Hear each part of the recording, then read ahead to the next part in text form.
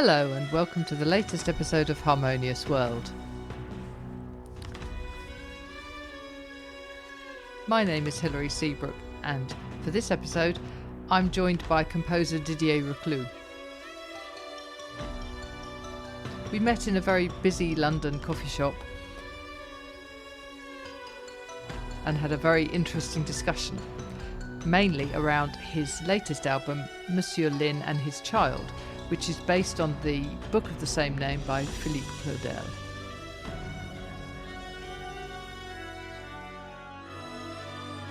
What you're listening to now is Leaving It All Behind, Mr. Linh Sang Du, which is the first track on this album. And you will hear that when we talk about this album, it's actually the soundtrack for a film that has yet to be made. Anyway, I hope you enjoy listening to my conversation with Didier Recloux.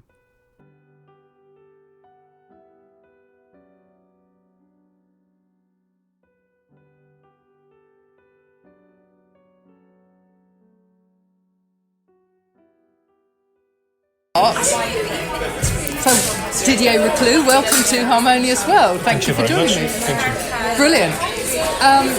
So we're going to be talking about Monsieur Linh and His Child, which is out any minute. And in fact, by the time this comes out, it will be out. But tell me about the inspiration for that piece. So I read that book quite a few years ago. A friend of mine lent it to me, and she said, "Oh, I really love this story. You should read it. It's really beautiful." So I really didn't expect that sort of book. It's a book with a sort of a twist, which I always like when there is a twist on the initial story. And when I read it, I forgot if one day I can score a movie, this is the kind of story I would like to write for. And so many years later, I thought, why don't I do it? And just divide the book in different chapters, like all the important moments, and actually write it as if it was a film, and that's what I did. Yeah. Oh, that's brilliant! So you've written the film score without the film actually being made. Without the restriction of the movie. How fantastic! Yes, without a director saying, "Oh, we need this and that." And I don't like what you've done there. Yeah. Oh, how fantastic! How long did it take you to write the music? I've been working on it on and off for about the last 3 years because I was in between project with the history of Africa. So in between the two series, I started working on the themes. Then I had to stop when I was working with Zainab. And so I would say the last year and a half I worked full time on it, between writing, orchestrating, mixing, recording. So it took about a year and a half. Yeah, so where did you record it and who did you get in? Well, actually, I didn't get anyone in. It's all remote recording. There is this website that I discovered recently called Musiversal, and they have a lot of different musicians on their roster. And basically, you send them the score, you book a session, and it's like a Zoom call. They record it in their own studio, and usually the sound is really, really good. And within half an hour, they send you the file to integrate within your score. So actually, only the woodwinds, some of the strings and the drums are live. The rest is all programmed on the computer. Yeah. Wow, that's brilliant! I didn't know that existed. So you're on a Zoom call while they're recording. Yeah. So you send them the score before with a MIDI file, a tempo map, which was sort of new for me. So I had to learn. They want something quite particular in order to save time. Yeah. So actually the session never lasts more than about 45 minutes, and we could manage in 45 minutes to do a couple of minutes of music. Yes. But they were all brilliant. Really, I mean, they could read straight away, and so it was really without any problem. And within half an hour you receive the file and just fantastic, because you would not believe that they hadn't all been in the studio, in some studio together. Well, doing it. Yeah, I was trying to get that feeling. Yeah. What I found difficult is to mix, whatever's been done on the computer with something live, because something live sounds much more obviously organic, and it's kind of a tricky process to integrate everything together. Yeah, so presumably in that mixing process you're having to sort of do all sorts of things with levels and adding effects and things like that. Yes, and it was the first time I was mixing something so big. So it took me a bit of time to do that. But I had some help from someone as well for the mastering. Fantastic. So at least I didn't have to do that. Brilliant. And so that's coming out in March. That's on the 7th of March, and the first single is coming out in 2 weeks on the 28th of February. And that's the track called First Walk, which is supposed to be the time where Monsieur Linh goes in town for the very first time and discovers this chaotic city and things about his village back home and what he's left behind.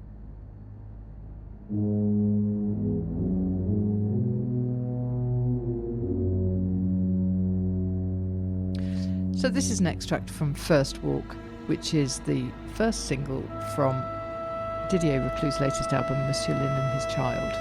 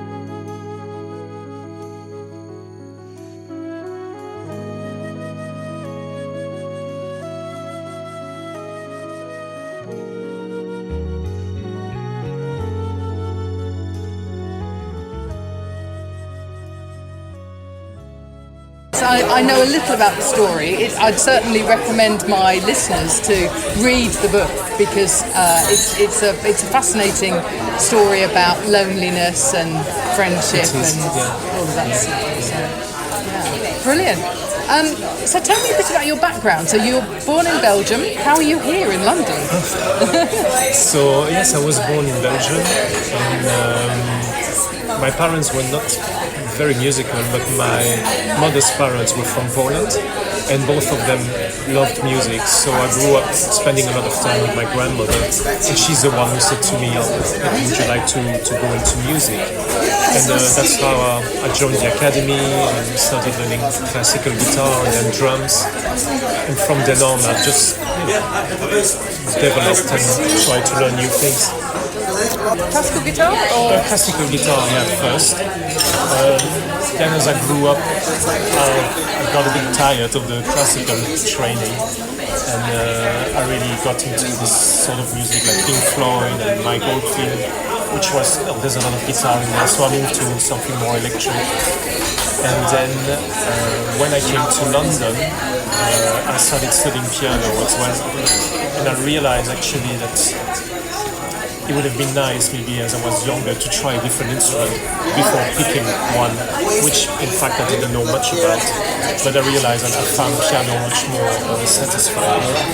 Although there's beautiful music written from guitar, playing the piano is such a wonderful thing to do. So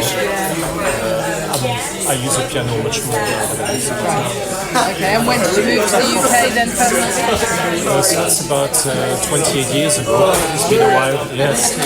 So I came here, having in mind that I wanted to do music here.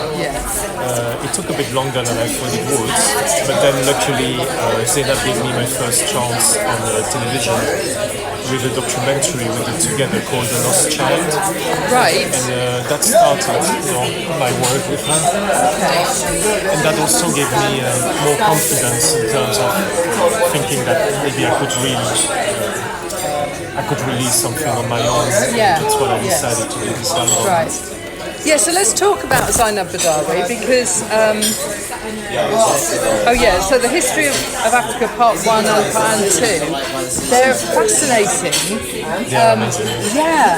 And of course, just as the UK has a difficult relationship with Africa, so too does Belgium, of course, yes.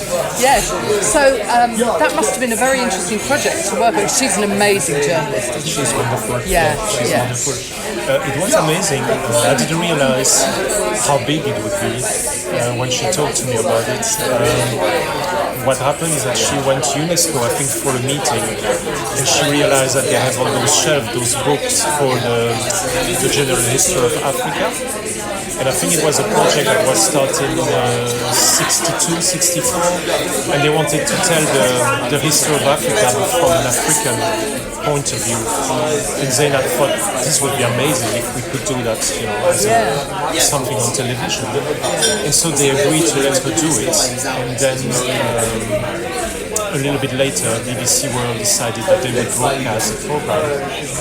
So the first 9 episodes started at prehistoric time, and then by the end we finished all the 20 episodes. We were, I think, about 1960, something like that at the end. But it was an amazing project. So much different types of music in there. And also it was a good training ground for me to learn the chops and work fast. Yes. I think the very first episode, it took me about a month to score it. And I remember Zainab coming to me and she said, "You're going to have to cut corners because we won't have that sort of time by the time we get to the end." Yeah. So at the end, I managed to do, I think within 10 days we could then work on an episode and finish it. So that was amazing training. Yes. I've learned a lot. Yes, and that whole series, the 2 series are available on YouTube, aren't they? And they're getting loads of views. I've seen beyond what they got when they were shown on television. Yes, actually. I mean, of course, on YouTube sometimes you have view, it might be someone just looking for a couple of minutes, but I think they close to 22 million views at the moment, which is amazing. And she had very good feedback on the programs. I think it did really, really well. And it opened a lot of people's eyes regarding what happened and how amazing the history of Africa is. Yes, and I think we tend to think about Africa in terms of our relationship with Africa. And this is very much from the African perspective, which is really. And I think she realized also, she sometimes go to university and talk to students, and she realized that not many of them, even in higher type of studies, didn't really know how many amazing people they had in their past. Absolutely, and I think it's the right time, isn't it? There feels like, I mean, I know was it about 10 years ago it came out? So the first series, I think, was broadcast in 2017. Oh, okay. Then the next one around 2020. Yeah, actually, we finished it by the time the lockdown started. We were finishing the last series. Right, but I think now is absolutely the right time. If you think about 2020 and the all of the controversy that was there about Black Lives Matter and things, and I think this is the right time. Come at the right time. Yeah, no, absolutely. Right, what else are we going to talk about? Oh yes, so you've got a link to Nordorf and Robbins with the new album. Well, we're not really linked, but but you're giving the donations. Yes. Well, I thought it's really. I don't have that much of a fan base, I would say, as it is the first thing I'm releasing. And I thought it would be a good idea maybe to give away like 3 tracks from the album, and if people feel like it, they could give a donation that would be given to Nordorf Robbins. I just love what they do. Oh yeah. I mean, they work with children, adults, any kind of disability or disease, and they help people very much. And I think it's wonderful what they're doing. Yes, it's amazing, isn't it? Using music as some kind of therapy choppy or whatever. And you see the effect it has on some people. It's really amazing. It really is. Yeah. Oh yes. So, talk to me about genre, because when I started this podcast, I got myself all organised, and I decided I would do some jazz and some classical, and I very quickly realised that was never going to work, because many things cross those. Yes, and there's some interesting stuff that's kind of got links to folk and rock and that sort of thing, and this definitely crosses all of those genre boundaries. So, where do you see yourself, or do you not see yourself as fitting in a genre? I think the type of music I was listening to the most when I was younger was pop and rock. So also a lot of progressive and instrumental music. So that would be probably the main influence. Later, when I started studying piano, then I started listening much more to classical music. I still have a teacher, and he's really an amazing jazz player. So he introduced me a little bit to jazz as well. So it's really a mix of a lot of different things. I would think probably pop and rock would be the two main influences. Yes, but in the broadest sense of those words, really, because you're not, it's not sort of pop in the true sense of the word. I mean, yes, of course, and film music is something that I love as well, so that's something I had in mind when I wrote this. Talk to me about who you consider your influences, especially in this Monsieur Linh piece. There is a film composer which I really love. It's James Newton Howard. Yes. And there is this score to this movie called The Village. I love the film and I love the score. And it was always in my mind, in the background when I was writing this. He's using lots of woodwind. It's quite an intimate score. Though in his score, the movie tends to be slightly horror at times, so he has bigger moments. But yes, I really love what he does. I think he's very melodic, and melody is something that I feel really attracted to. I know now there's a lot of film director asks for something that is most like sound design, but I really love the melody that you can whistle or sing, and things that you can carry with you, and this is what I wanted to do with this album. So I did spend quite a bit of time on the melodies for each character. But yes, I think James Newton Howard is an amazing composer. I like Maurice Jarre very much. In classical music, I love Debussy as well. So those are all people I was thinking about. Not that I don't think I did something similar. No, I understand. It was in the background of my mind. So that's brilliant. So First Walk is the single, which is out at the end of February, and I must admit I think that was a good choice for the first single as a release, to give people a sense of what this is about. And also it's a bit more up tempo, so I think it's maybe easier for a single rather than the other tracks. So have you thought about approaching filmmakers about turning your soundtrack into an actual film, maybe an animation or something? Well, actually, when I contacted the author of the book, Philippe Claudel, that's what I said to him. I said, in my mind, I think this should be an animation movie.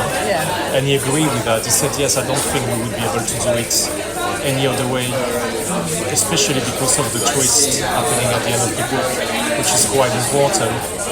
So no, I haven't approached anyone for that. But yeah, it would have to be, I think, an animation movie, and I think that takes many years to develop. It would be wonderful though. But no, I haven't thought of that. And wouldn't that be interesting to have the book influencing the music and the music influencing the movie, rather than, sort of sometimes the other way around? I think that's probably for any composer that would be the perfect scenario. Exactly. Where you just write the music you want, and then the film is being made, from the music. Yeah. Though I don't think that happens an awful lot. No, it doesn't. And the author of the book was happy with your music, I understand. He was. My point with him is that I wanted to be able the name of his characters and the name of the book, because I was so attached to it. Yeah. So he agreed after hearing the music that he was happy with what I had done, and so yes, I've been in touch with him. He knows that the release is soon. I was really happy to have this backing up. Yes, exactly. That was a nice surprise. Yes. Brilliant. So you've done that. You've done the Africa Big project. What's the next project for you? My wife is an artist, and she paints, and she has this idea of doing an exhibition that also would be a performance, and so she would need some music for that, and so we're thinking of working together on that project. She's been wanting to do this project about the mask that people wear in society. She studied drama in Athens. She's Greek, so she has some contacts there. She has a friend that has a dance school there. So I would write the music, and then we would try to put something together as an installation on top of the exhibition. Wow. But this is going to take also quite a bit of time. Apart from that, I have other ideas of what I would like to do. There's a piece I'm finishing at the moment that I would like to record with a quintet. But I think, again, this might be done remotely through this website, through Musicals. And yes, at the moment I'm just spending a lot of effort trying to promote this album. Yes, of course. It's really hard not to disappear in all the noise, and so I'm spending a lot of time on that. Sure. Well, one of the things that's useful about doing this podcast is that then you can use that to spread. Yes. Then because I saw your interview with Zainab Badawi. That's really interesting. Yes. Because she's just such a great journalist. She's really inspirational, and I think she's one of those people who kind of passes under the radar. People, she's very much world service, and she's got that sort of quite big profile on that. But a lot of people in the UK don't necessarily know about her. But she's an amazingly, such an intelligent woman. She's brilliant. I noticed that when we were working together. She has an eye for details. It is absolutely amazing. You can see that she's been doing that for years, and watching her when we were editing the program was it's like a master class in that sort of work. So she's really amazing. I was very lucky to have her as a sort of a mentor when I started. Absolutely. Brilliant. Okay, well, thank you so much for joining me. That was really interesting. Thank you for joining me for that latest episode of Harmonious World. And I apologise for the background noise. It was that coffee bar was much noisier than I expected. So I apologise for that. But I think you can still hear our conversation, and it really was fascinating. There are links in the show notes for everything that you can need to read about Didier, but also about Zainab Badawi, whose work on the history of Africa Part 1 and then Part 2 is really interesting, and obviously it's made more beautiful even by Didier's music.